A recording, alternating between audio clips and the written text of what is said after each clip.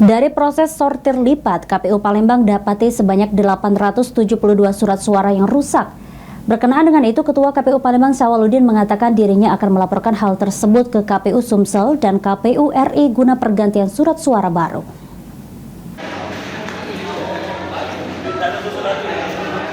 KPU Palembang telah menyelesaikan tahap pelipatan surat suara pemilihan Presiden, Wakil Presiden, DPD RI, dan DPR RI. Dalam prosesnya, KPU Palembang menemukan banyak surat suara rusak.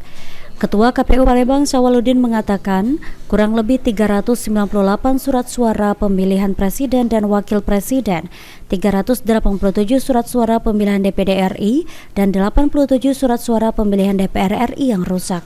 Rata-rata surat suara yang rusak ditemukan sobek, tidak ada cover, dan banyaknya bercak tinta yang merusak isi surat suara.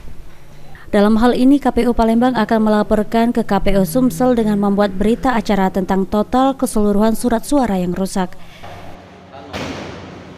Untuk kemarin ditemukan oleh peserta pelipat untuk PPWP Presiden kemarin itu kurang lebih 398 yang rusak, dan untuk yang DPD kemarin itu kurang lebih 387, dan untuk DPR RI itu kemarin ditemukan 87 yang rusak. Yang surat suara yang rusak itu dikemanakan, Pak? Ini kita buat berita acara, kita laporkan ke provinsi, untuk provinsi langsung ditindaklanjuti ke KPU RI. Untuk surat pelipatan suara sendiri sudah di mana, Pak, sekarang? Untuk sortir lipat suara di Kota Palembang, KPU Kota Palembang sekarang sudah memasuki DPRD provinsi sama kota. Sebelumnya kita sudah melaksanakan sortir lipat untuk surat suara PPWP, Presiden dan Wakil Presiden, dan DPD dan DPR RI.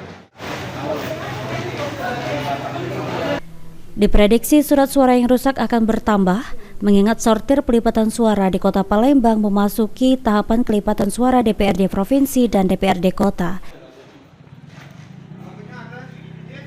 Hafidz Zainul, PAL TV.